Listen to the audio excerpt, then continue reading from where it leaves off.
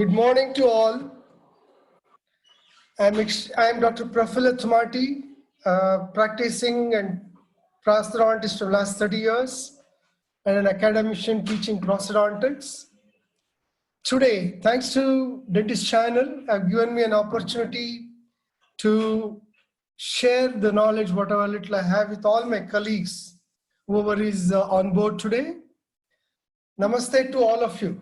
In the tough times of Corona, let's fold our hands and pray for the good health of humanity. And let's be at home till the government bodies instruct or advise, and let's be safe. And thanks to media like this, wherein we are able to discuss and interact between ourselves, at this junction, I would like to say, remember the God Almighty. I honor the place in you in which the entire universe dwells. I honor the place in you which is of love, of truth, of light, and of peace. When you are in that place in you, and I'm in that place in me, we are all one. Namaste. Let's pray for the good health of humanity. Let's see what we have in store for today's discussion. In the meantime, I'd like to remember my Mother Institute, Government Dental College, Bangalore, and Bapuji Dental College, Davangere, my late parents, and my family for encouraging me and giving me time to do whatever I love to do. So friends, today we are going to discuss in depth about occlusion in dental medicine. I love to use the word dental medicine because let's not narrow down ourselves as dentists. We are part of the healthcare system, so we are part of the medicine field working in the area of stomatognathing system. So as we all know, occlusion is defined as the act or process of closure or of being closed or shut off, or the static relationship between the incising and masticating surfaces of the maxillary or mandibular teeth or tooth analogues. This is from Glossary of Prosthodontics. Of course, Ramford and Dash, they have written a beautiful textbook where they do give the definition as multifactorial functional relationship between the teeth and other components of the masticatory system, as well as with other areas of the head and neck that directly or indirectly relate to function, parafunction, or dysfunction of the masticatory system. Friends, as you all know, maybe as undergraduates, but particularly as postgraduates, the moment you hear the word occlusion, we all are scared. Maybe a question in the theory paper, or maybe in the orals, or maybe for discussion, isn't it? In the subjective learning in the last 100 years, it was tough to understand occlusion. But with the advanced science, today it has become very easy to understand occlusion, friends. Let's see how we can understand it in a much better way. As we go into the literature, occlusion, it is a gateway of success to anything you want to do in stomatognathing system, whether it is restorative dentistry or surgical dentistry or orthodontics. It is the gateway. Success of our clinical procedure is not single-day entity, but instead survival on a long-term basis. The clinical longevity of our work depends on so many factors, and when we have a closer look, all these ultimately depend on the occlusal stability, right? So occlusal stability is of paramount importance. You have plenty of concepts, right from frictional period till 1900, hypothetical period from 1900 to 1930s, and factual period 1930 to present. Friends, when I say the word factual period, we were trying to understand depending on the facts. But today, in the last 3 decades, you have objective science, which puts across all subjective science behind the back and takes us forward. Let's see what we had as subjective science. We all knew you have plenty of definitions, you have plenty of isms, but basically as a dental medicine graduate, you would talk about group function occlusion, wherein one side of the teeth and walking side, you had a lot of contacts, right from first premolar till the last molar. Mutually protected occlusion, which otherwise used to call as organized occlusion or organic occlusion, wherein the front teeth protects the back teeth and back teeth protects the front teeth, right? And then comes canine protected occlusion. This has a lot of meaning to us and today's science, a form of mutually protected occlusion in which the vertical and horizontal overlap of the canine teeth disengage the posterior teeth in the excursive movements of the mandible. Anterior protected articulation or cuspid protected occlusion. Friends, this is what we are going to deal with today's talk and in our practices. But canine protected occlusion is not a new word. It is there in the literature, in the textbooks all these years, what we have studied. Today we have a different meaning from the point of fourth dimension. In the subjective science, what we have learned, what we have been teaching, we were talking about canine protected occlusion, but today we have added a fourth dimension because of the advanced technology, the time and the force. The time, the fourth dimension is being added, which we are going to discuss in depth as we go further in our talk today. So we are giving more meaning to biology and physiology, right? It is defined as an occlusion in which functional equilibrium or state of homeostasis exists between all tissues of masticatory system. That is what is required, right? So as we get new information and insights, we require continued analysis of our concepts, which are likely to change over time. So this is a trend, coupled with our knowledge of human anatomy and functional variability and adaptation, requires that we avoid any unalterable dogma regarding any one concept or therapeutic approach to the occlusion, friends.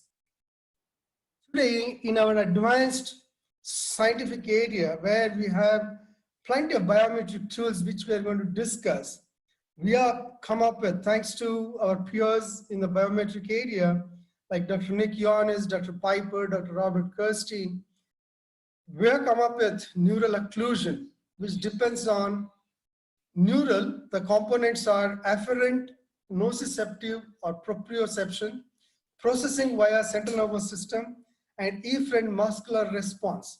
And then, of course, the occlusion. Depending on this, we do classify occlusion into, depending on the temperament, the joint health status. We are going to classify it into type A, type B, type C. And today, we are ending up with the occlusion definition as it's determined by the habitual fit of the most teeth contact, which we are going to discuss at depth now. As you all know about Darwin's theory, it is not the strongest of the species that survives, nor the most intelligent that survives. It is the one that is adaptable to the change which is going to survive. See the way even Darwin's statement changes, right? As the science advances, we should be able to adapt ourselves, learn the new things, and progress in that area. Digitization in what? In everything today, digitization is going on, right? So dentistry is not left behind. No drills, and time might come wherein there may be no drills, no injections, easier access, low cost, how technology is transforming by digitization. Now, when it comes to digital dentistry, the digital revolution that is transforming every aspect of our world is also impacting dentistry and medicine in a multitude of ways, from electronic recording keeping to data analysis to new diagnostic tools, novel prevention methods, and revolutionary treatment options. The future is wide open, says Emmott. And today what we are going to discuss is all about data analysis with new diagnostic tools. Dentistry is not left behind by digitization, right? Take anything, whether it's implants, whether it's sleep apnea, whether it is surgical glides, 3D printing, ENT, or CAD-CAM designing, or CAD-CAM milling, whatnot. Every area is digitized, right? So we are not left behind about stomatognatic system, friends. So what about occlusion and stomatognatic system? For this area also, we have plenty of diagnostic tools which have digitized the stomatognatic system. Let's see what they are. So as we understand about musculoskeletal system, all of us, we know teeth are part of musculoskeletal system, right? Neuromusculoskeletal system. We all saw this in our first year of graduation studies, skeleton, human skeleton. And we all know, we do remember, a lot of our friends did go into syncope, isn't it? So none of us like this scene. Likewise, Mother Nature, who created us, never liked it. So what she did was, she stuffed the whole skeleton with all the internal organs. As a mother to protect, she covered the inside with mucosa and outside with skin. And then to energize, she gave a lot of skeletal muscles. And then she looked back, let me see my creation. And she said, beautiful, right? Beautiful creation I have done. Let me talk to my child.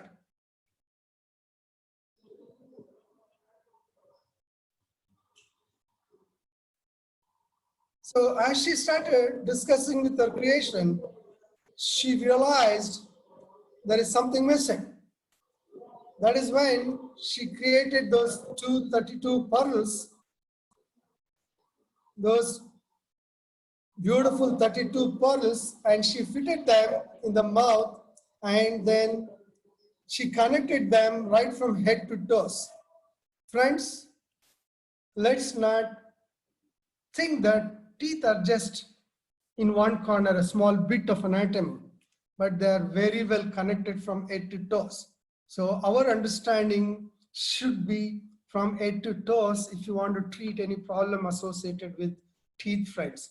It is just not one tooth or 32 teeth. It is part of the musculoskeletal system.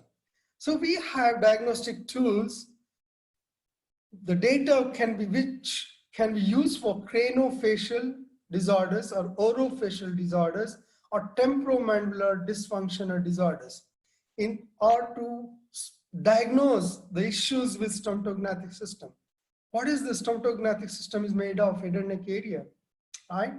So basically, all of us, we refer to it as TMJ. It is the teeth, muscles in the head and neck area, and the temporomandibular joints, a unique joint in the entire human body, wherein orthopedically all the joints are linear joints, wherein temporomandibular joint is an highly complex joint, an exclusive area a dental medicine graduate is gifted to work with. And as you see with the imaging, CBCT or MRI, today we are able to read much more into the anatomy of soft tissues and hard tissues, wherein to measure what is happening with teeth, with muscles, and with joints. We do have tools like biometric tools like T-scan 3, which is used for analyzing the occlusion for digitally, JVA, joint vibratography or joint vibration analysis, which is used to distally analyze the temporomandibular joint, almost which gives the information about temporomandibular joint equal to put together CBCT and MRI. And then we have electromyography. Electromyography is used in the healthcare, in the medical side from the last 7 or 8 decades, 70 to 80 years. But wherein in dental medicine, we guys take a step back when we want to use something biometric. So friends, it's time. We need to understand them and use them for the benefit of our patients. What is this electromyogram? Electromyogram, you are basically digitizing and measuring the activity of the muscles in rest and in function. We'll be seeing how we use them in our day-to-day work to help the stomatognatic system. And then we have a gadget called joint tracker, which is used basically to study the movement of the mandible, mandibular movements, kinesiology of the mandible, wherein you can study range of motion, where you can study velocity, opening and closing velocities you can study, you can do mastication analysis, and couple of things which we will see. And then of course we do have a TENS machine, which is basically a therapeutic tool. Rest all of them are digital tools, my diagnostic tools, my friends. Whether it's T-scan, JVA or EMG or joint tracker, they are purely diagnostic tools. They give you data with which you have to plan what should be done for your patient to help them. And we do have imaging facilities other than the regular intraoral and extraoral X-rays, radiographs. Today, the CBCT, cone beam computed tomography and magnetic resonance MRI are amazingly giving us more details of soft and hard tissues in the areas concerned. So to see, this is the T-scan image. This is the sensor, electronic sensor with the hardware. This is an amplifier box which is used for all the EMG. This is the JVA and this is the joint tracker. Are all used with this amplifier box, which you'll see as I use them with my patient work. Let's start with teeth. We use T-scan 3. It started from T-scan 1, but today, way back in 1950, not today, but unfortunately this scientifically advanced tool was not exposed to a lot of dentists. 99% of dentists haven't even heard of this 10 years back. But today, a lot of us, we know about it and a lot of us are using that. It's nice. Now it has progressed from T-scan 1 to T-scan 3 to software version 10. Basically, it is a sensor-based bite analysis technology that dynamically measures the occlusal force and timing of the tooth contacts. It's as simple as ask the patient to bite onto this sensor. This is the hardware and this is your system, laptop or desktop, to which the hardware is connected by a USB cable. And the moment you bite onto this sensor, data is acquired by the software and it throws in front of you the data with which you need to diagnose the situation and help your patients. As we went through isolated T-scan usage, then the scientifically people started questioning, how are you talking about muscles? That's when the peers in the field like Dr. Robert Kirstein, Brent, and John Radke, Greg, they all decided they did sync the T-scan software company in Boston, TechScan, to bioresearch company in Milwaukee, USA, who produce all the other gadgets, the EMG, JVA, and JT. And now we wanted to recruit with T-scan the muscle activity. So these two are synced. So masticatory muscles can be recruited as along with the teeth analysis. So that's how we are able to study the muscle activity beautifully. So the moment you ask your patient to bite onto the sensor, so evaluating occlusal force is as simple as having a patient bite down on this ultra thin sensor while the computer analyzes and displays timing and force data. Yes, friends, as we go on learning and teaching and talking about this technology, a lot of our people question what is the thickness of the sensor. Friends, unlike your other analogs like your bite paper or XYZ, the thickness of the sensor really doesn't matter because this is only when it is crushed, it acquires the data. If you just touch with your tongue or teeth, it doesn't acquire the data.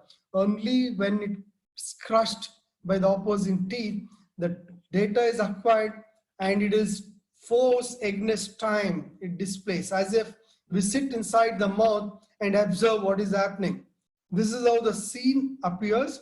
And today, with advanced technology, you are able to make STL files. You can digitize your teeth, right?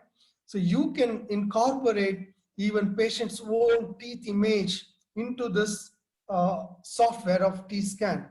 And on your left side, you see the T-scan 3D and 2D picture. And right side is the electromyography, EMG activity. And here is a graph of T-scan. So this is how enlarged view shows. So now you can see the 3D picture and 2D picture and the graph. Let me talk a little more on this graph here. You have A, B, C, D lines, right? Vertical lines. And all these lines are very, very important. Let's learn about it. A is the first contact of any tooth. The moment you ask your patient to bite onto the sensor, that is the first tooth contact. A is the first tooth contact. And B is by the time B comes in, all the teeth have gone into maximum intercuspation. So A to B is the occluding time. And B to C, the teeth are in maximum intercuspation, that is MIP. And from C to D, patient is either opening the mouth or doing excursive movement towards left or right or protrusive. And occluding time is very, very important for structural inaccuracies, like in neuropathic patients and all, we assess a lot, and even in implant occlusion. And C to D, the disclusion time is very, very important from the point of helping temporomandibular dysfunction or craniomandibular dysfunction cases. So that is about A, B, C, D lines. Now you have one more vertical gray line, that is the timeline. This is a dynamic line. As we play the movie, it keeps moving. At that particular, you can see the force and time graph here. At that particular point of time, what is the amount of force delivered in the patient mouth? How much is on left side? How much is on right side? In this example, you can see patient has 32.2% on left side, 67.8% on right side, right? So that's pretty badly imbalanced. And even anterior-posteriorly, you can divide that into 4 segments, and you can see, which I'll show you in some of the slides later. And the black line is the force line in the graph. Red and green represent the left and right, like endo instruments or any color-coded instruments. It is also color-coded. Now here, you can change these colors for whatever you like, but basically, by default, left side is green, right side is red. And once you go into 4 segments, even 4 colors will come. So the colors in the graph, they represent which quadrant of the arch it is. So coming to the basic thing, this is what we all talk about, right? We have been taught in the last 100 years, the dentistry has taught us about articulating paper marks, right? So all of us, we learned, that's how we were taught. And even some of us, whoever was on academic side, we have been teaching our students, the next generation fellow colleagues, that a large dark mark, go and grind it off, right? As per bullseye, a large mark, go and grind it off. A small mark, don't grind. That's what we were talking about, right? Large dark marks, high force, small light marks, low force. Can any mark like this tell us how much force is there and at what point of time that force was there? So force and time can be determined by paper mark appearance. It is a question mark, right? None of us can say this has delivered 10 kilos of force and the small point has delivered 1 kilo of force. Absolutely nonsense, isn't it? None of us can predict what was the force and at what point of time that amount of force was delivered. So it's a myth. You can never, in the given circumstances, currently, other than this technology, no other system of analyzing the force delivered in the arches by teeth can be recognized other than T-scan. So look at this. I hope seeing the picture of the teeth,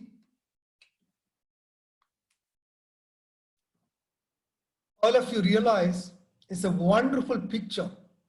As per our peer, respected late Dr. Dawson, dots at the back and lines in the front. Any restorative dentist in the globe, prosthodontist or conservative dentist or orthodontist, we all understand, or a periodontist, dots at the back. Whenever you talk about occlusion, all these should be dots.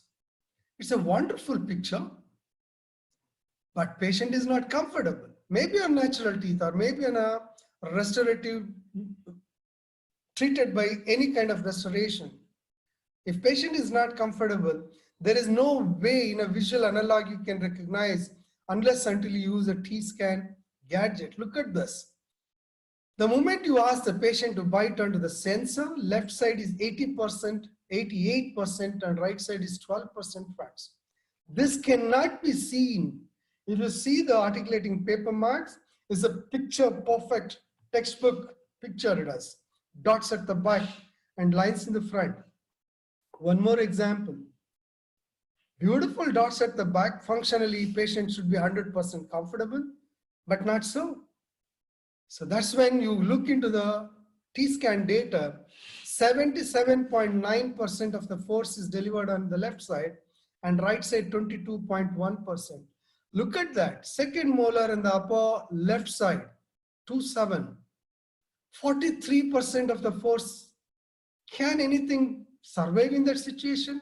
If it's a natural tooth, it has to break down.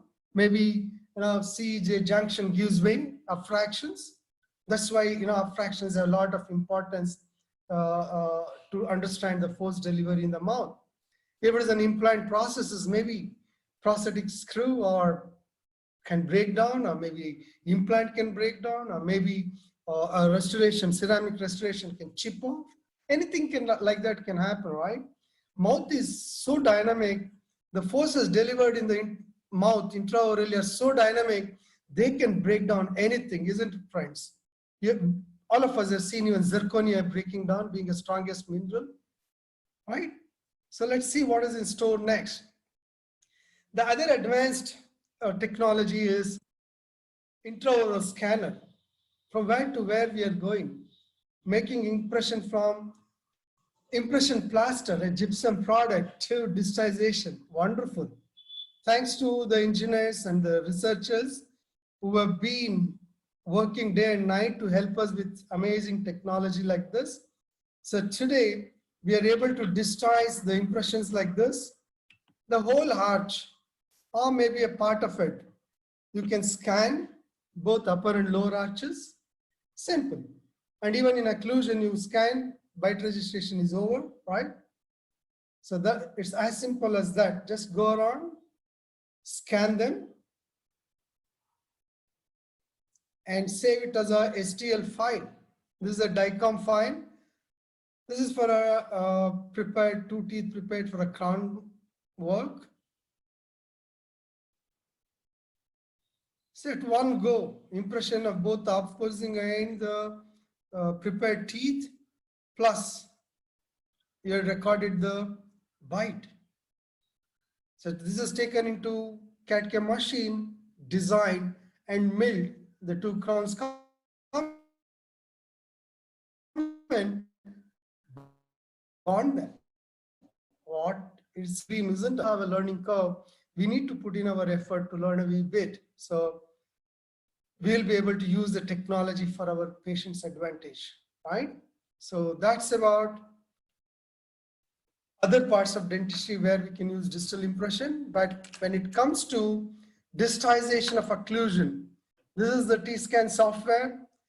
Give a little bit of patient information, upper and lower arch. We are going to see how I'm going to feed all the things. Tooth-wise, I need to enter the details, whether the tooth is there or not, whether it has a crown or a bridge, a pontic, XYZ. But if it's a digital impression, I need not worry at all. Just without digital impression, this is how the scene looks. That is a 3D, and on your left side is the 2D picture, left side of the screen in front of us. If you have a STL file, go and incorporate it. I'm just showing you how to incorporate a digital impression into T-scan image. This video when I made, in fact, it was 9.2. Today in 10, you don't see what you are seeing on the left part of the screen. It's only a solid digitized model you'll be incorporating. And for each tooth, mesodistally, even the distance you can adjust. See, that's how you can manipulate the distally and make it perfect. Each tooth, you can move mesodistally the lines.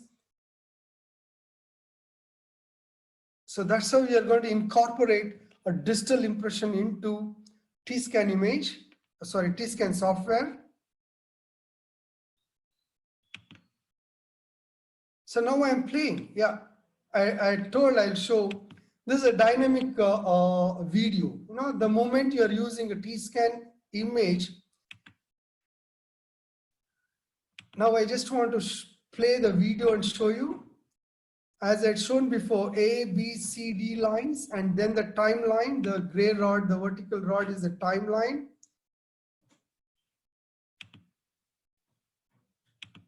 You can see as I'm playing the video now, this is the timeline, it is moving. At that given point of time, you can make out how the force also changes. I'm just showing, you know, going to and fro, the importance of dynamism of this activity. It's as if you're sitting inside the mouth and watching, isn't it? Which tooth is coming in first contact, which is not in contact, things like that. That's the beauty of the advanced technology called T-scan, my friends. And he is the man behind the science, my good friend, Dr. Robert Kirstein.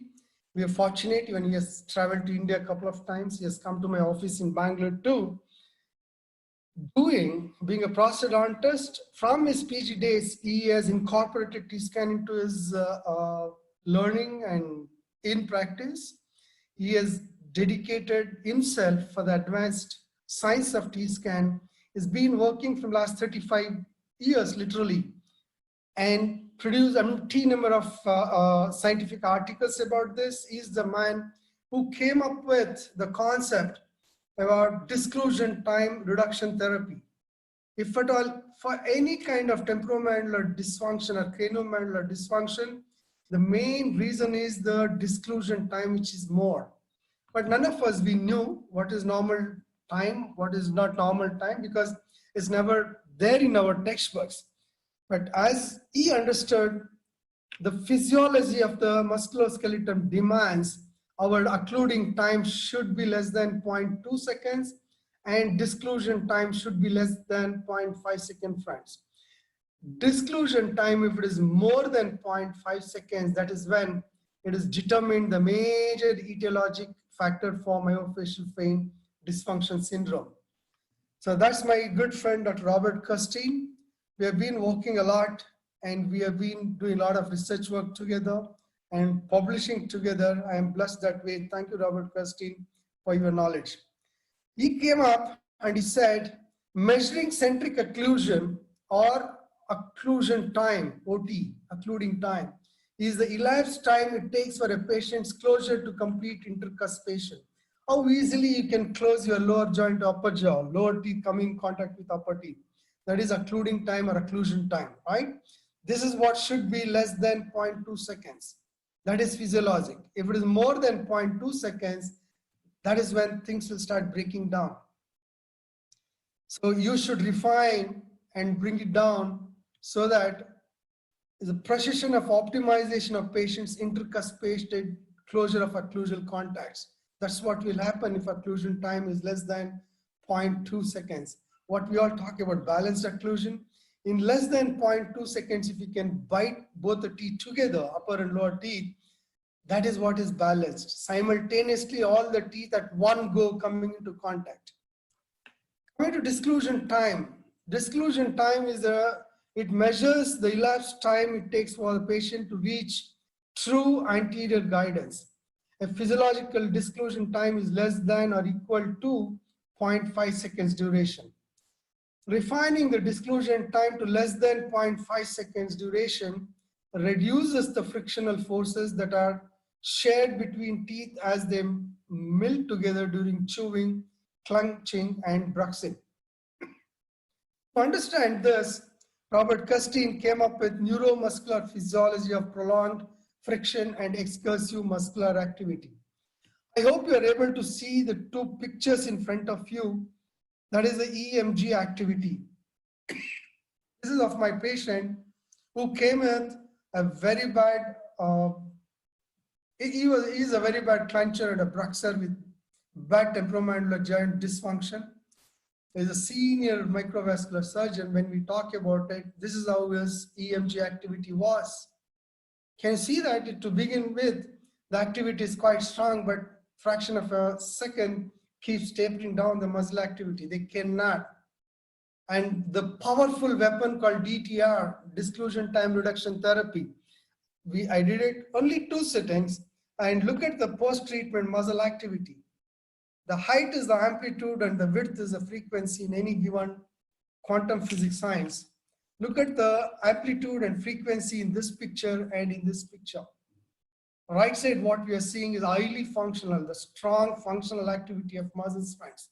This is where it was decided to sync the T-scan with muscle EMG so that we can do studies like this. To understand that, you need to understand, we need to put a step back and study or memorize or revisit our anatomy and physiology, dental anatomy and oral histology. And once you start understanding the major cranial nerve, out of 12 cranial nerves, the trigeminal nerve and the vagus nerve are the biggest cranial nerves, and trigeminal nerve, the most sensitive area it supplies, the head and neck area. So you need to go through the anatomy and physiology of these structures.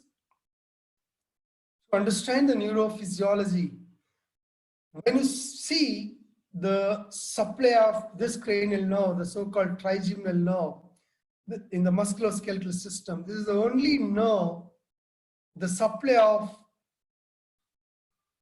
the posterior teeth, the propriosensitive and receptors and mechanoreceptors in the periodontal ligament, they are very, very, very critical. What is it so important about them? The importance is this is the only system in the entire human body wherein they are directly in communication with central nervous system. What do we mean by that?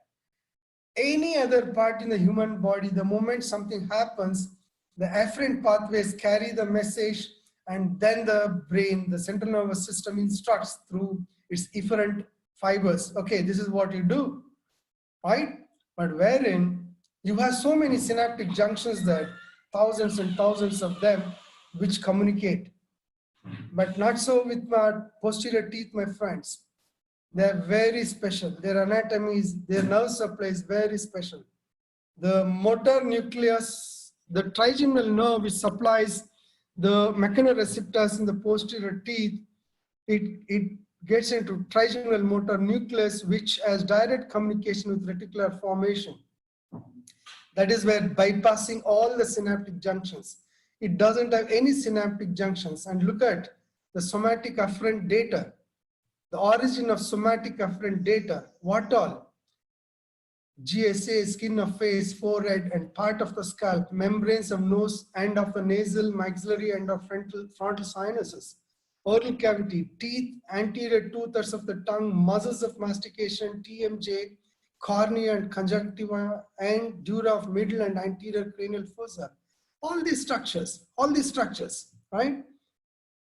So whatever you see, the problem may be if the teeth, or the problem may be anywhere else on these, they do get referred. That is the criticality of this area, my friends. So as we see here, the moment there is some input, it goes in directly into trigeminal motor nucleus, right? And it communicates straight away with reticular formation. So that is where it is very important that the 4th dimension, time, is understood. There is no other system in the entire human body which has dedicated 7-8 cranial nerves help to manage the process called mastication. The masticatory process has got dedicated service of about 7 to 8 cranial nerves, isn't it? Do you have any other organ which has this kind of a nerve supply? Why Mother Nature did that? One moment you might be chewing a soft food item, the very next moment you might be chewing a hard item, something like nut, right? But you never chew your own tongue or cheek or lip. Accidentally sometime might happen, but not on a regular basis, right? So because of this, so many cranial nerves help the process of mastication. And that's why Mother Nature never gave any synaptic junction. So structures innervated by motor supply of trigeminal nerve is masticatory muscles, tensor tympani, tensor veli palatini, myloid, and digastric, the anterior belly. So when this happens, straight away it communicates with reticular formation so that there's no time gap. So you will be able to manage the mastication without chewing our own tissues, right? So as the mechanoreceptors in the posterior teeth are compressed, there is an afferent signal going into the central nervous system, and the afferent fibers go in, and if it takes more time, keeps compressing the masticatory muscles, releasing more and more lactic acid. And the buildup of lactic acid is the main cause for the temporomandibular dysfunction or craniomandibular dysfunction, right? So this keep building up the lactic acid, which is the main causative reason because of the toxic ischemia that develops in the masticatory muscles. So that is where it should be so short, the lactic acid built up is being used in chewing process, right? So that is when the time component is very, very important, and this should be compressed for less than 0.5 seconds. If a human being has to be, the masticatory muscles have to be normal. If they have to work in their optimal health, our disclusion time should be less than 0.5 seconds. And the other crazy thing about the trigeminal nerve, the fifth cranial nerve, along its path, it takes the other cranial nerves too. Cranial nerve, third cranial nerve, seventh cranial nerve, ninth cranial nerve, 10th cranial nerve, right? They all go together like good friends as they're exiting the central nervous system, and as they go out of foramen magnum to join the spinal cord area, they all are traveling together, but they are supplying so many other organs. So a problem supplied by the trigeminal neuralgia could be felt by other organs, or problem felt by the other organs also could be felt by the area supplied by trigeminal nerve friends. This is where we need to understand the importance of the anatomy and physiology here, so that we can help our patients who have so many very weird health issues. So use branches of the fifth cranial nerve as a conduit to reach their structures, all the other cranial nerves, couple of them. That's why you need to understand this, which is very important. With this background, Dr. Robert Kirstein came up with a prolonged disclusion time more than 0.5 seconds the muscles fibers will be working more, and the lactic acid buildup is more. If you bring it down to less than 0.5 seconds, the muscle fibers will be quite healthy, and the lactic acid is quickly less than the byproduct of muscle activity. The lactic acid is quite quickly lessened, removing muscular symptomatology. So let's see how we can use other gadgets too. This, in brief, I'm going to talk about the other gadgets because I need to show a couple of cases.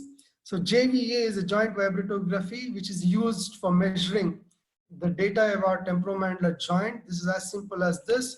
It's like a music band. It is put across the head in front of the external acoustic meatus. It provides a fast, non-invasive, repeatable measurement of temporomandibular joint function to aid in your diagnosis of temporomandibular joint function.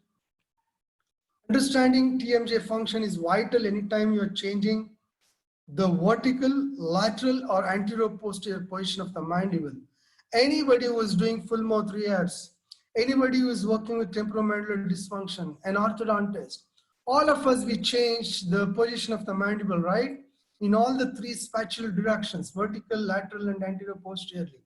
So it is mandatory to know the status of joint health. That is what even Dr. Dawson said, joint stability is important. The diagnostic modalities which are subject to like patient report, palpation, Doppler, Pascal, maximum accuracy is 50%. Wherein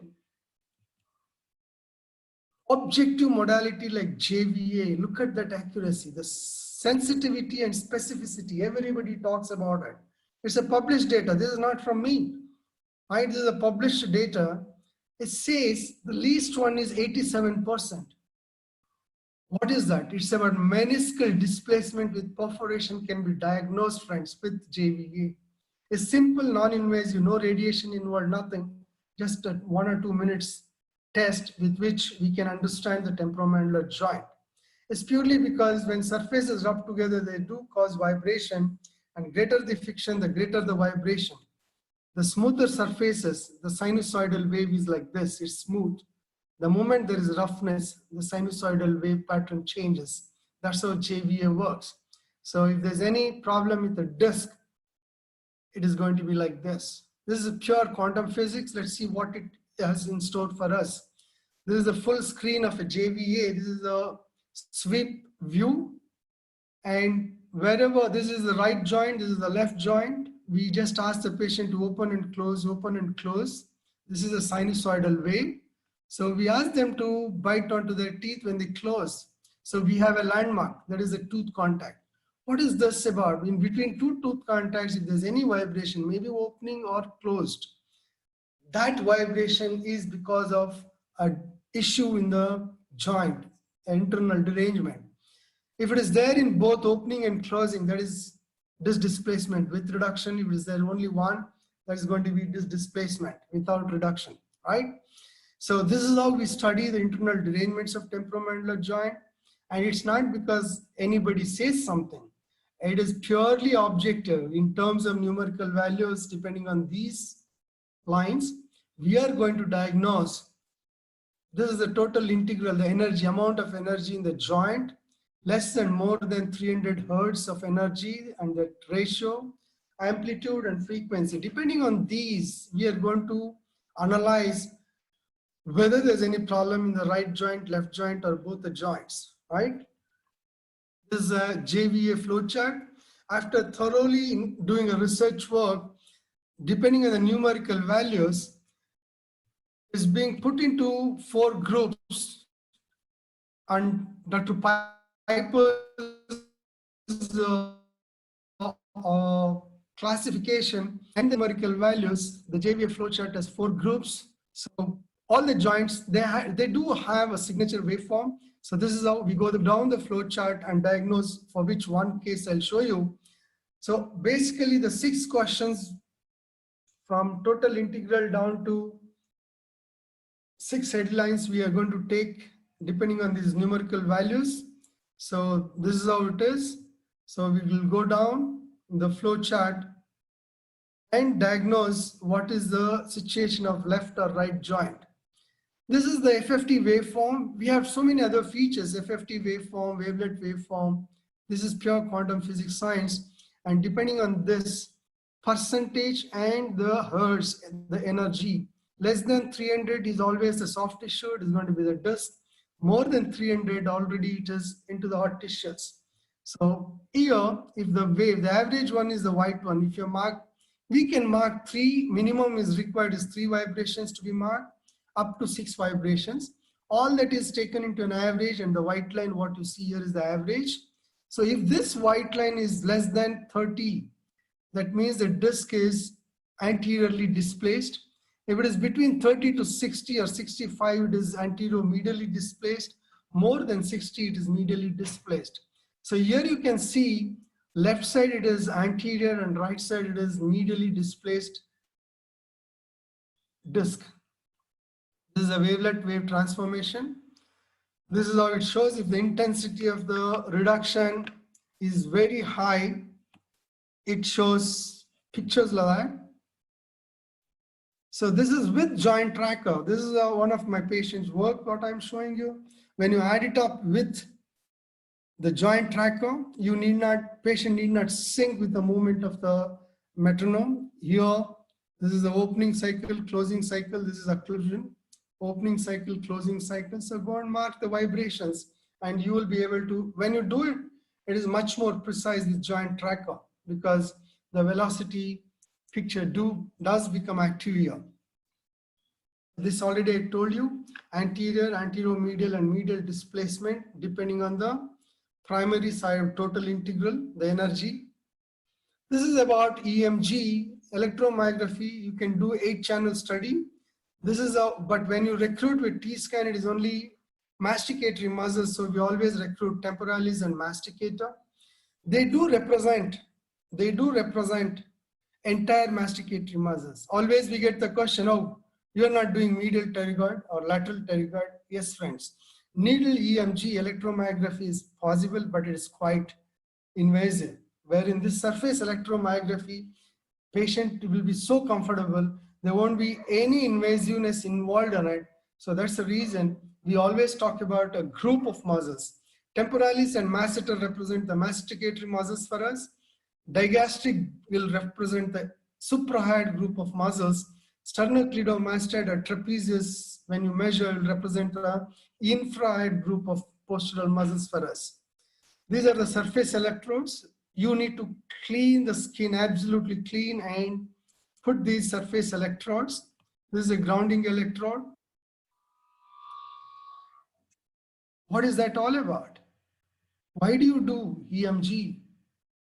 Electromyographic study is done to know or to quantify whether you have rested yourself or not. Maybe like a donkey, me or you might have slept for 10 hours. If your muscles haven't rested, there's no meaning for that sleep, right? Maybe there are some people who sleep for 2 hours, but they work for 22 hours, right? That means they had such wonderful resting of their muscles. And how do you quantify that? That is where EMG is required, friends. The values for resting EMG is less than 1.5 microvolts. If anybody while resting, if their muscle activity of skeletal muscles is less than 1.5, it is ideal. Borderline from 1.5 to 2 microvolts, more than 2 microvolts, that is hyperactivity. So this is an 8-channel EMG. Temporalis right, masseteric muscles right and left, digastric right and left, sternocleidomastoid right and left. 8-channel EMG. You can see pretty good. Most of them are in green color coded, and it is 1.2, 1.2, 1 like that, 1.3. Ideal, isn't it? Look at this. They're already hyperactive. This is one more case. They're all hyperactive except right SEM. So basically, resting and functional EMG, whenever you are trying to change in all the 3 spatial directions, the position of the mandible, you should study the muscle activity of the stomatognathing system, friends. So here we use these 3 words: symmetry, synergy, and timing. They are very critical in EMG study. You can see that symmetry is good. Both the muscles, left and right, they're looking same. That is symmetry. Left side, temporalis and masseter looking same. That is synergy. And firing, pretty good. So then comes the joint tracker. It looks like this. It doesn't weigh much. It's about 700 grams, pretty light. You keep a magnet in front of your lower anteriors and put the headset, joint tracker like this. This is a small magnet placed on the attached gingiva there once your teeth are in occlusion, so that the magnet doesn't interfere with your teeth. And this is the joint tracker. These pillars, they have magnets. With the magnet kept in the mouth, they do create a magnetic field.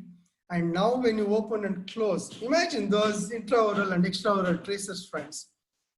It's never possible to get ideal results, right? With so many things in the mouth. Here there's nothing. The movements are absolutely easy for the patients to do. In all the 3 spatial directions, this is what is your Gothica's tracing, right? In sagittal plane, frontal plane, and horizontal plane. That's how we measure. That is range of movement. This is with the joint tracker. You are doing a JVA. And just to understand the most important thing bestowed on dental medicine graduates. Friends, this is only joint which goes through these 3 words: pitching, rolling, and yaw, right? There's no other joint in the human body which goes through this. It's only temporomandibular joint. You need to understand, and do listen to this video for a second. It's Used to teach the children in the schools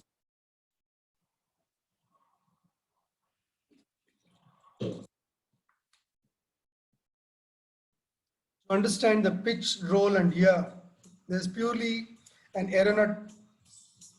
aerospace wordings.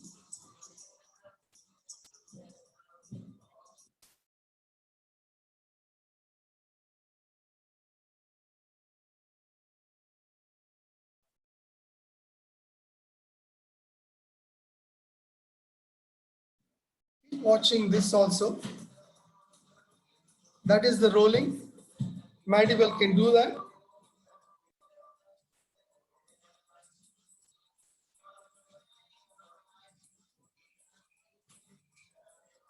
That's the yaw. Yes, on one side when you crush a nut, that's what happens, isn't it? Uh, just relax, take a deep breath. These are very, very important 3 words for any dentist to understand.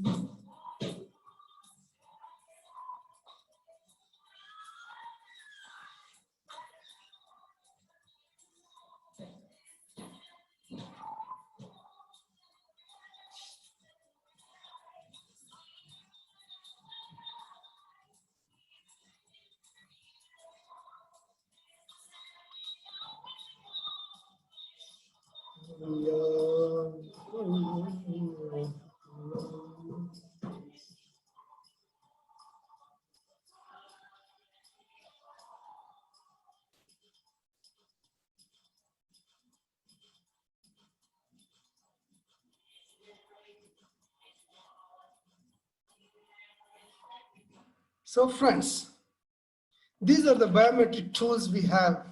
I hope you had a deep breath and a cup of coffee or tea people can have now. And let's see what these tools can do for us. They are purely diagnostic tools and they're going to give us the data. So what do we do with the data? Let's see a couple of cases. Mouth rehab. This is one such case, a young kid I treated. This is how the situation was, congenitally missing teeth. Someone had treated her for 5 years with orthodontic treatment. When she was asked to go through implant replacement for the missing teeth, she was referred to me. When she came, we did take her through another 8 months of orthodontic treatment. I'll show you in next slide why we did orthodontic treatment again, and then a major surgery, an orthognathic surgery, and then we placed implants and rehabilitated her. So we placed a couple of implants by managing bone management, because most of the areas the bone was very thin. So I wanted to use, because when I treated this patient, she's just 19 years. So that's when I took a decision, let me use our own bone. So we harvested bone from the chin area and we used it for grafting and we loaded all the implants. Why we did orthodontic treatment again was because of this. When she came to me, this is how her teeth were in crossbite.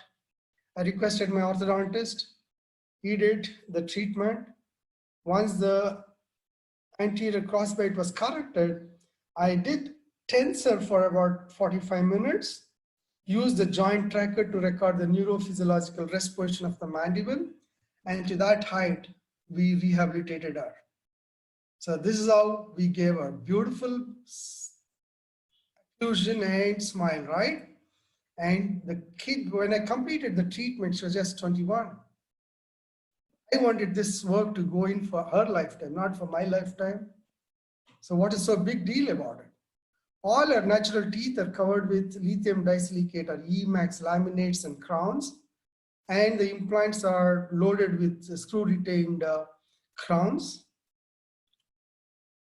I didn't want anything to chip or break down. That is when I took her through all my biometric testing. This is our T-scan and EMG data. Beautiful. Picture perfect. 49.3 and 50.7% left and right balance. Look at that. Beautifully merged left and right, 100%, beautiful occlusion. But look at the first delivery. Very bad, my friends.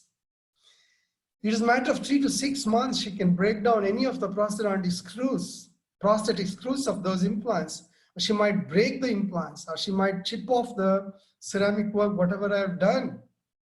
This is what told me, boy, go normalize the first delivery, right? This is after calibration. 46.9, say 47 and 53. And look at that, beautiful, it's in bullseye. Probably sometime later I'll show what we mean by that. Yeah, of course, left and right in the midline, the force should start in the front and go back towards the white oval or gray oval. Absolutely, that is what CRCO demands, right? This is multi-white, 3 times maximal intercuspal position, centric occlusion being recorded. Treatment and post-treatment, simple, isn't it? Then left and right lateral, let's see how it is. Even left. Look at that.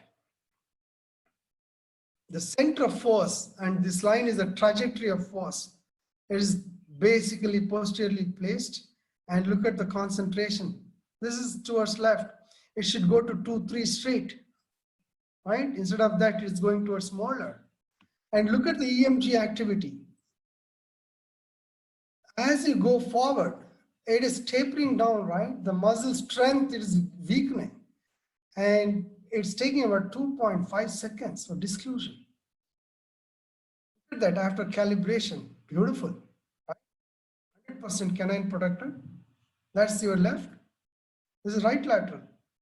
Very bad force delivery.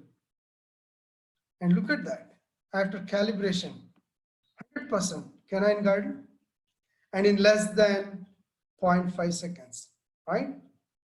So that is what it is all about. Let's have a video of this. On your left-hand side, what you're watching is a multi-byte video. Look at that force delivery. Left and right are very well balanced, but unfortunately, the force delivery is very bad, very bad.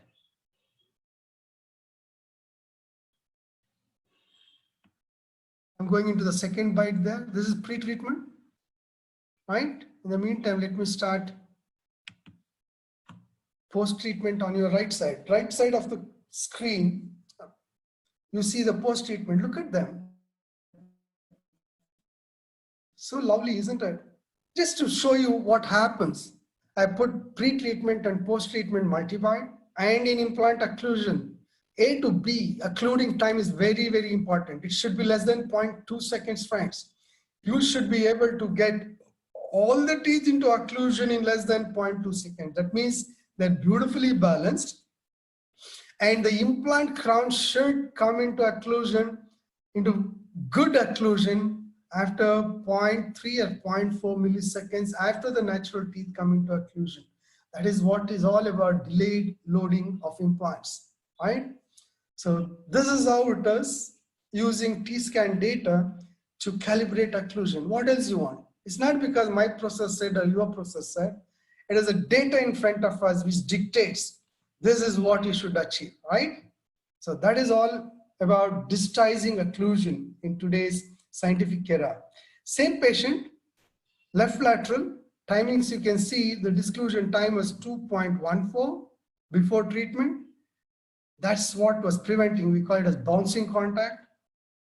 Look at the muscle activity there. Sorry, the video is preventing there, but the muscle is firing even beyond, much beyond the required time, right? This is on the right lateral. It is still bad, 3.15 milliseconds. Very, very bad, right? So now we mark, we have the digitized data. We go and do the corrections, about 4 to 5 corrections on each side. This is what we call it as dots at the back. Beautiful, isn't it? And this is the kind of bow we use, a double-shaped bow. Dots at the back, and look at that. Centric occlusion, beautiful. Look at the muscle activity. Symmetry, synergy, and timing are absolutely fine. And you are articulating paper marks. This is only visual analog for you to see, okay? But wherein the digital data dictates us what to do and what not to do. And after doing all your calibration, look at the timings. Occluding time is absolutely normal. It turns green, and even disclusion time. Look at the force line. It's absolutely neat, parallel to flow. And this is the kind of buff you use for polishing. You should use a TC burr and a smooth finishing burr. After that, a TC burr, then buff with polishing paste. So that beautifully you polish all the areas whichever you touch for calibration. That's about how we go about. I might rush to show one more full mouth rehab case. This is how a patient came in to my office with huge crowns. Friends, all of us, we were taught in our prosthodontics in final year BDS, right? The replacement dentistry by crown and bridge work, the width should be 60% of the natural tooth width. Have we done so? There's much more, isn't it? Probably an elephant's crown it us. And where do we land up? Because we have increased the surface area, the friction has increased so much. Look at that occlusal disease. Enamel gone. Already dentin going through like a crater, it is resolving. Look at the upper anteriors. In a case like this, because of the friction, abfractions are very bad. Classified cavities all over. So in a case like this, when the patient walked in, vertical height was totally collapsed. So we tensed him for about an hour. In this case, joint tracker and EMG, 8-channel EMG. We did document a neurophysiological rest position and gave all Emax crowns right from second molar to second molar, all 28 lithium disilicate crowns. Friends, that is the best material today in the dental field all over the world. Lithium disilicate, even on a second molar or third molar, it can work beautifully if they are single crowns. Please don't hesitate to use that. That is the best material, like gold standard. Lithium disilicate is the material for having good occlusion. This is the same patient. You have a huge disclusion time, right? Almost about 5 seconds. And after calibration, look at that. Look at the muscle activity. Look at that. Beautiful, functionally, right? So this is on right side. After calibration, amazing. This is JVA. It's a normal joint now, right? You can see there, diagnosed as normal. It's all, including the time and the date, everything is electronically saved forever. The data is saved forever. Maintenance of data is so easy. Now, this is a new term for all of you, how we talk about occlusion. Occluding interference and discluding interference. As we chew, whatever the kind of food, when you chew your food, as we close into the food and as we move away from the occluding point, there could be an interference, right? To understand that, we give food, we make our patients to chew food before treatment and after treatment, and that's what we call it as mastication analysis. What you see now is ACP. This is of the teeth, average chewing pattern. Everything in terms of numbers we talk about, opening time, closing time, occluding time, things like that, in all the 3 spatial directions. And when you have included or recruited the muscles, we call this as ACC, average chewing cycle. And this should be ideal light 1, 2, 3, 4. Is it so? No. That means my occlusion is bad. The numbering is working side masseter is 1, working side temporalis is 2, non-working side masseter temporalis should be 3, non-working side or balancing side masseter should be 4. But it's not so. So that is where the problem sets in. That means my occlusion, what I've given, is not good. This may be on natural teeth, or this may be on any of our restorative work. This is how today we have gadgets to tell us what we have done is good or bad. So then you can see even here, I've given hard food for him to eat. Left side chewing it is. I've given him a hard food like chiclet, and I've asked him to chew only on left side. We make them chew only on left side or right side and document. Hard left post-treatment. What have we got here, my friends? Right? So I had the hierarchy of the muscles, which is wrong. And now after calibration using T-scan and EMG, I see now the chewing pattern has become absolutely normal. 1, 2, 3, 4. This is like a delight, dream for any restorative dentist, checking, measuring even the mastication process. Don't you think it is a dream? This is where today we are, friends. Occlusion can break anything what is being done in the mouth. Maybe by Mother Nature created natural teeth, or maybe dentist created any restorative work can be broken down if occlusion is bad. And today we have the facility to measure occlusion with tools like this and take care of our patients. With occlusion, just to go through a case of temporomandibular dysfunction. Friends, I've been publishing with the help of Dr. Robert Kirstein and John Radke. We are doing a lot of research work, and to give this knowledge a little bit what we know to our fellow colleagues, we have been publishing in journals like Journal of Interdisciplinary Dentistry in India, and of course Journal of Indian Prosthodontic Society. I've been publishing a lot of articles. They're all free journal. Anybody can access. You can download these articles if you want. So yeah, even my son who is doing orthodontic PG, even he joins me in this work. He's also certified by this setup. So we both are doing a lot of work. Here you can see we both are guided by Dr. Robert Kirstein in doing our work here. So there are a couple of publications. We have plenty more just to show you people I did that.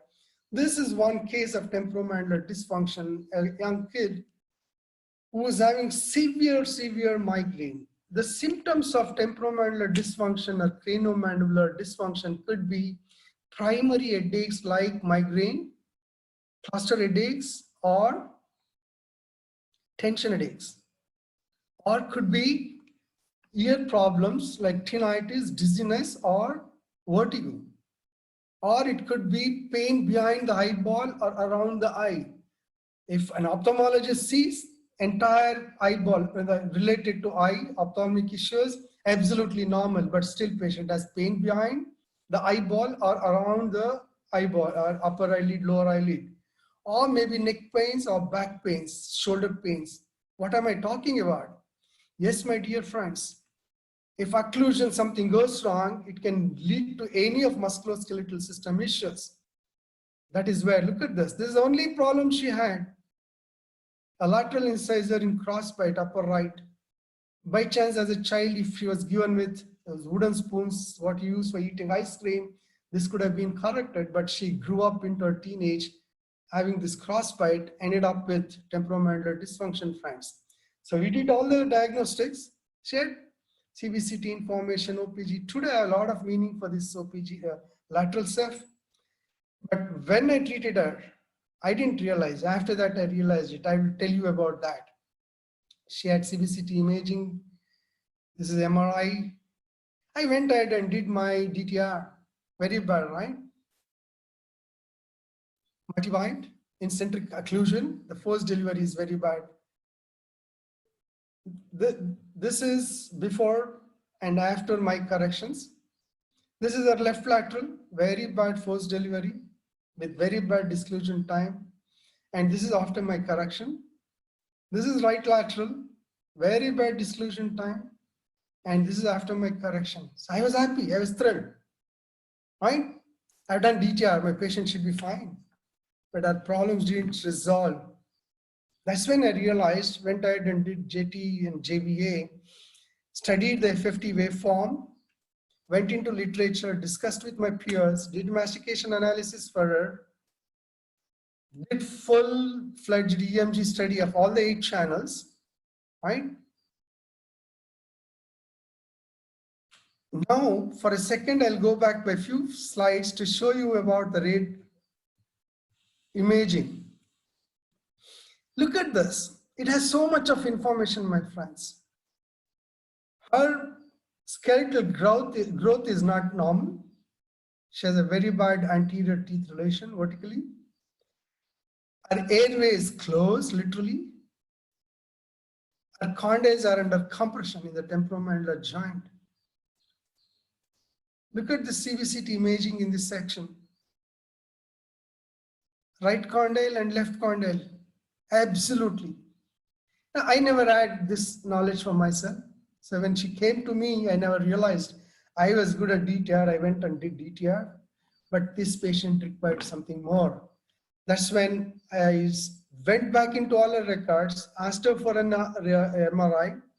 These are MRI images. That's when I went ahead, took her physiological rest position, friends. Can you imagine? Almost about 12 to 14 millimeters of opening is required for her. Unimaginable, right? So after about 6 months at this height, it looks pretty decent. You might call it a splint. We call it as orthotic because we calibrate this with T-scan and EMG, using T-scan and EMG. It could be removable or it could be fixed. Fixed we avoid because we want this to be an absolutely reversible treatment. And today we have CAD/CAM facility, so we do mill using PMMA, polymethyl methacrylate disc we use and mill off this orthotic. So with this, our problems got resolved. So you need, sometimes when you don't understand, you're not able to diagnose, you need to scratch your head and find out what is the problem physically, right? Just because I cannot recognize, we can't go and put the case into Axis 2, psychosomatic. It's wrong, friends. We have published an article already internationally, me, Dr. Robert Kirstein, John, Nick Ioannis, and Ben Sutter. We have published an article where we have proved Axis 2 doesn't exist. Just because we couldn't recognize a problem, we put them into, oh, your moods are bad, you are under tension, XYZ. But we need to scratch our head to diagnose a case, friends. This is about temporomandibular dysfunction. Look at that. Before treatment, this is how our face was. Now you can see left side masseter area, even the mandible, there is an overgrowth. And the day one when I gave the orthotic, look at that after 3 weeks. The whole asymmetrical thing is becoming symmetrical. This is where we are able to help patients to regrow the resolved condyles also today, friends. Because genes has the information, only we need to give that normal environment so that we help the patient to cure themselves. So on natural teeth, one case. Friends, beautiful occlusion except for that upper left 2-1 mesial point angle where you have a small chipping. Otherwise, pretty good occlusion, isn't it? And of course, he has a little bit of crown and bridge work done on upper left side. Patient has gone around Europe for almost 5.5 years, saying I have problem with my teeth. I have a lot of dizziness. That was his biggest problem. This is pre-treatment multi-bite, my friends. This patient came to me from Dubai after reading my articles online. His main problem was dizziness. And he works for Army holding a AK-52, so he was scared where he will shoot his own colleagues because of his dizziness problem. So finally he ended up, he was here for only 4 days. Dizziness to the extent, if he stands or sits, he feels the whole body is under a swing to that extent. This is the kind of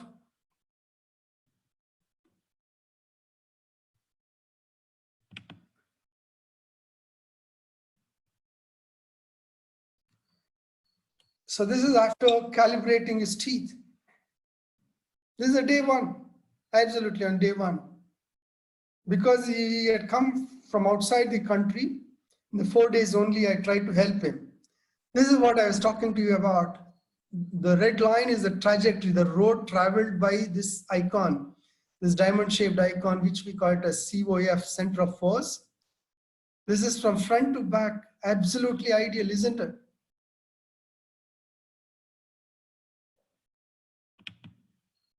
So I moved into the second. Look at that. It goes into white oval. Beautiful force delivery, right? So let's see his left and right lateral movements.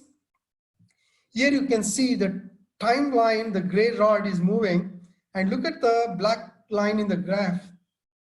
Beginning 100% force delivery, as he goes further, absolutely keeps tapering down. Muscles, look at the muscles themselves, the picture. In the beginning, he has that kind of good function, but as he goes forward, absolutely like an arrow, they all taper down. Look at that after calibration. Look at in the graph, that black line, it's absolutely horseshoe shape. And even the muscle, their symmetry and synergy is very good, right? So this is about left lateral, friends. And disclusion time is absolutely normal now. This is about right lateral. Look at that, same problem like left lateral, the force line keeps tapering down. Here he feels discomfort or pain, so he gives up. And then again he bites. He has not opened his mouth, he's biting, he's in MIP, but the muscles give up. And again, he tries to hold them firm. He gives up. He tries, but discomfort is so much, he gives up. That's why you can see the muscles force is also tapering down. This is after correction. Look at that from B to C, absolute horseshoe shape, beautiful graph, perfect. And even the EMG activity is absolutely synergy and symmetry is very good with good firing of the muscles. Right, friends? This is how things are going on. Probably with one more case, I'll finish up for you, then we can answer if you have any doubts. This is just to show left-hand side is pre-treatment, right-hand side is the post-treatment after calibration using T-scan and EMG. And you can see post-treatment disclusion time is absolutely normal. That's how the post-delivery was. And look at this now, beautifully calibrated, right? 100% canine guided.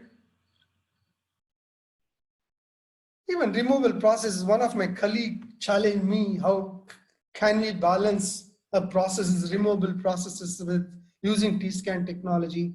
That's when I did discuss with Dr. Robert Kirstein, and we did produce this article. Any kind of removable processes, whether it is complete denture or a partial denture,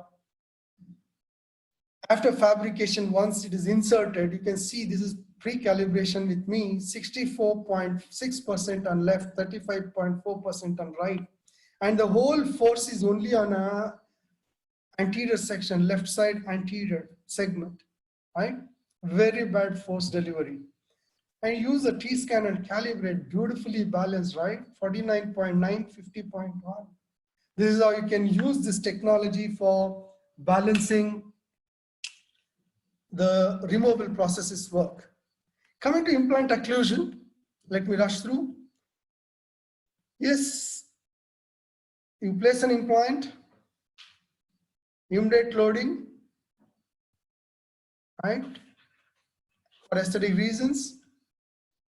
And after 3 months, or maybe same time, use the T-scan technology to calibrate the teeth in such a way. This is the implant crown. By the time it goes into second bite, you can see the tooth number 8 and 6 or any other teeth will come in contact first, about 30 to 40 milliseconds before the implant crown comes into contact. That is called delayed loading, right?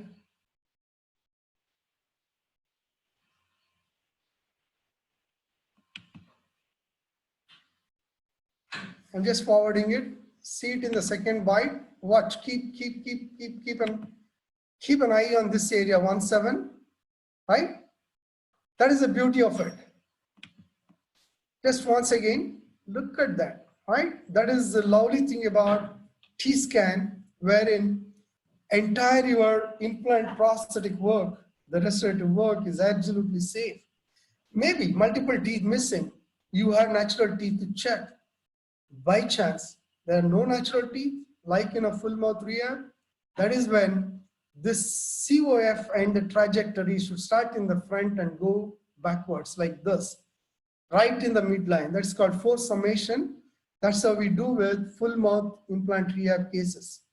One more case of implants, multiple teeth missing on lower right side, and implant supported processes work. This is how, keep an eye on this. 4.5 or 4.8 will come in contact first, right? So 4.8 came in contact, and then comes the implant supported processes.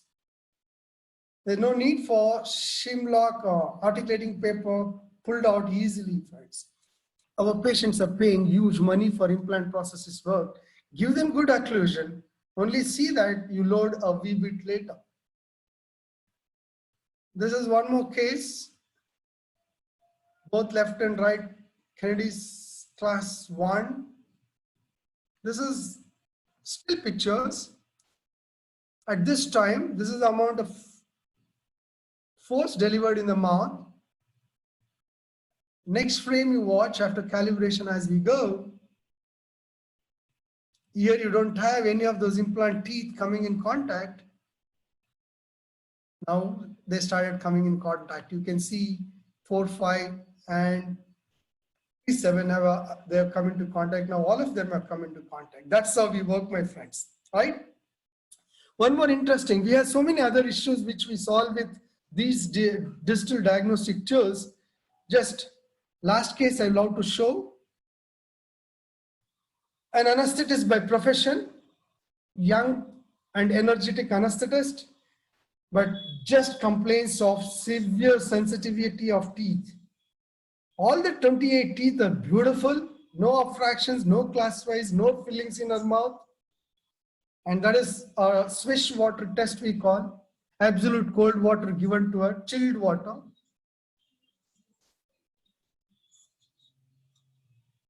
Look at that. WAS score, visual analog score, she's scoring it 10, right?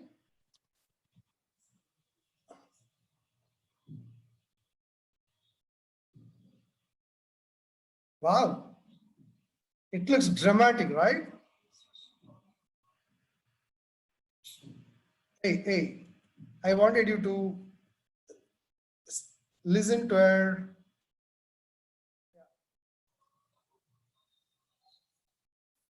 She's saying here a little, 2, 3, right? 10 visual analog score down to 2, 3 in 5 minutes. Look at this, T-scan calibration. She was treated on 21st of 9th month 2018 at 11:51:57 seconds. 11 o'clock, 51 minutes, 57 seconds. This is electronic data, friends. A disclosure time is very, very bad, right? So went ahead, calibrated, remember 11:51. The next trace is at 11:59, right? 51 to 59, less than 10 minutes. It took about 2 corrections or 3 corrections from me. And I brought down the disclosure time to less than 0.5 seconds. There ends the game. Sorry for this video coming up there. Otherwise, you could have seen absolute normal disclosure time there, right? This is all what I did. In 10 minutes, this is right lateral, very bad disclosure time. And after the correction is brought into normalcy and she's through. That problem is resolved in 10 minutes. The severe sensitivity, we call this as frictional dentinal hypersensitivity, FDH. And this is purely because of friction in your left and right lateral movements. Too many dentinal tubules are getting kicked up to give that kind of sensitivity, friends. So go ahead, remove ABC, type 1, type 2, type 3 interferences as per Glickman's classification and give the benefit to your patient, right? So that's me about a little bit about me. Thank you very much for your time. I think I've overshot. I'm sorry about it. But as we went on with cases, I was helpless. I wanted to do a bit justice to my presentation because all of you in your rest time, you come online to listen to me. Thank you very much. God bless you all. That's my email ID. You can always get in touch if you want to learn anything about this particular science. God bless the humanity. Let's overcome this problem of corona virus issues and learn the advanced science to help our fellow human beings. God bless all. Thank you very much. Now time for questions, if we are allowed. I don't know. Thank you very much. Thank you, Dentist Channel, for giving me this opportunity. Siddiq, we have a few questions. I think in your screen you can see, sir, 4 questions are there. I can't. I need to go into chat to see the questions.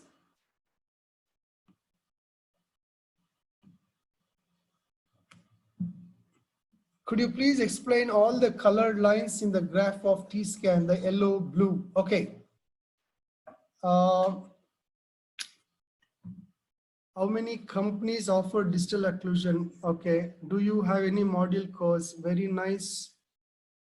Could you please tell a few resources? Okay. Now, Siddiq, shall I open the software and show this for this question, the answer?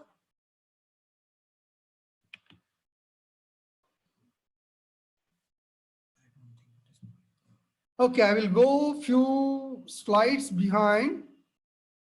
Now, sure.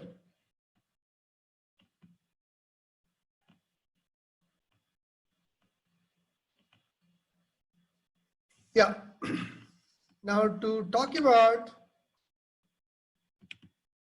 different colored lines. This is a T-scan screen on the computer. Left side is 2D picture, right side is 3D picture. In fact, if you have a STL file of your patient's digital impression, you can incorporate that into the 2D picture. Now coming to a little explanation on these lines and picture. This 2D picture is divided into 4 segments. You can divide this into 2 segments, left and right.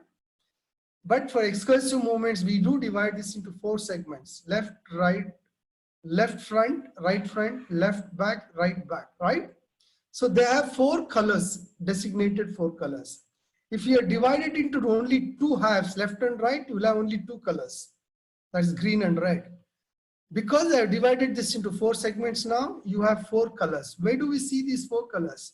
In the graph, you can see all the 4 colors, right? Now I had explained it to you, A, B, C, D lines. A is the first contact, by B all the teeth come in contact. B to C is MIP, maximal intercuspal position. C to D, we are doing excursive movements, left, right, or protrusive movements, or maybe we are opening up, right? This is the black line is the force line, and this vertical or vertical gray rod is the time line. This is the detail about it. Each color represents which segment it is. Left front segment is in green, right front segment is in red, right back in blue, left black in orange. Those are the colors you see here, right? And of course, the force at that given point of time, wherever is the time rod, at that given point of time, that is the amount of force delivered, 100% delivered, and that is there on the central incisor now. This is about this graph and the 2D picture. And of course, we call it as occluding time and disclusion time. A to B is occluding time. C to D is the disclusion time. And both are turned green. That means occluding time is normal, physiologic. Disclusion time is physiologic. When it comes to literature, if you go to ResearchGate, type my name or Robert Kirstein's name or Ben Sutter's name or John Radke's name, you see plenty of articles on T-scan, EMG, joint tracker about all these issues. And currently, there's only one textbook available, Digitization of Occlusion in Dental Medicine, written by Dr. Robert Custine as chief editor. You can go online and look for it by Dr. Robert Custine. It's a 3-volume book about all aspects of using this technology to solve different health issues. Maybe temporomandibular dysfunction is one segment, okay? Maybe migraines or maybe neck pains like that. We use it for helping people with musculoskeletal painful issues like neck pain, shoulder pains, or even posture problems. Like we are looking at solving scoliosis and kyphosis by helping the patient or the individual by balancing their bite, maybe on their natural teeth or maybe with an orthotic. So we have plenty of applications. Meniere's disease from an ENT perspective, a patient having vertigo or tinnitus or dizziness, everything, the structure anatomically, the ear on left or right side is absolutely fine. But because of compressions on the nerves, the balance is not there on the labyrinthine membrane, or maybe inner ear, the structures, they have a lot of compressions because of these bite forces which are not balanced or under friction. That's when all these issues are explained beautifully in this textbook written by Dr. Robert Custine and his co-authors. Thank you very much.